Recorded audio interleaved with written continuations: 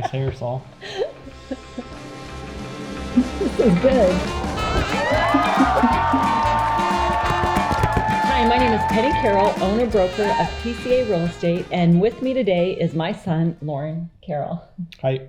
Hey, I asked you to scoot closer to me, so you did exactly what I asked. Yeah. So we're going to be cozy during this interview.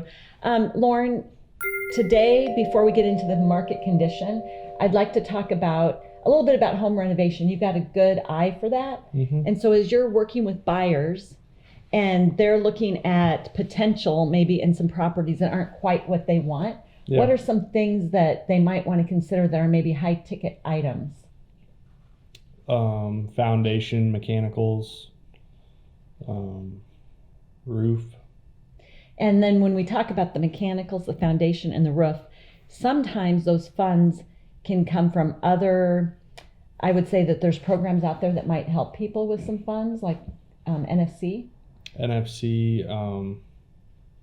another one, Invest Des Moines, I think, does programs in certain neighborhoods. Okay. And on the, we'll maybe touch back on the neighborhood finance piece of it and some of the renovations. But before we get started on that, what is your thought or feeling on how the market's doing right now? I think it's picked up in the last couple of weeks. It was a little bit slow, but it seems like the last couple of weeks have been really busy. Are you seeing multiple offers or more? Yeah. Not on every house, but there are some houses that are getting multiple offers and selling very quickly. You know what? Maybe we should even expound a little bit more on that multiple offer situation. When your buyer wants to see a home and they're told that there's a multiple offer on that, what kind of things do you start taking into consideration that they should be aware of?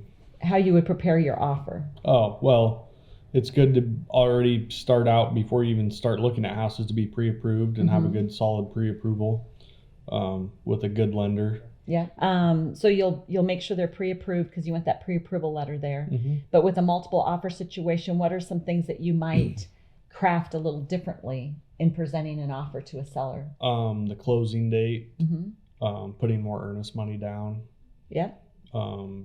Calling our home inspector and seeing what their availability is so we can put a shorter home inspection time. So two things you talked about there that I want to ask on earnest money. What's typical in our state or in our market? Typically it's $1,000. So if you were going to make that offer look better, how much money would you ask the seller or buyer to put down? $2,000 or $3,000. Yeah. And that earnest money, we don't give that until the offer's accepted. Yeah.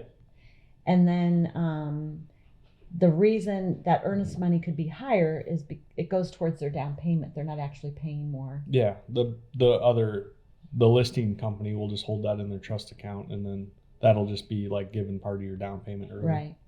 Okay. And then the other thing I was going to ask you about was home inspector.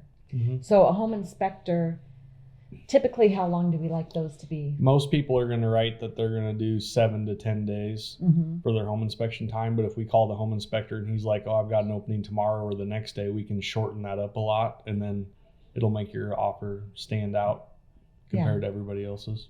So we've kind of touched a little bit more than what I thought we would on competitive offers. But let's just really quickly talk about home renovations. You talked about the mechanics, the foundation, and I can't remember what else you said. The roof, yes. Let's go into the foundation just a tad bit, because as the earth starts to thaw and the snow starts to thaw, give me maybe 2 or 3 things that you look for in a foundation before we end our conversation. I just showed one yesterday, and it had brick and clay tile, and then even some of it was just like bare dirt, and then about a quarter of the basement was just the dirt floor. So a lot of lenders won't even like that. Mm-hmm. So, how about foundation walls? What do we look for on those on the inside? Cracks, bowing, walls, water coming through the wall. And a crack, concrete will crack. Yeah, in poured foundation is going to get some hairline cracks in it. Even a block wall is going to get some, but you don't want any continuous big cracks or bowing. Right. And then we also look on the outside. What would you typically look at on the foundation on the outside? Just the way the grade is. Mm-hmm. And if there's a sump pump on the inside, how many sump pumps, things like that. Yeah. Okay. Well, thanks, Loren. Are you looking forward to this buying season? Yeah. You're out there showing a lot of houses lately. Yeah. That's going cool. to Pleasantville later today. You kind of go all over. Yeah. And you don't mind doing it when you're trying to help the buyer find exactly what they're looking for. Yep. Well, thank you. Good job, son.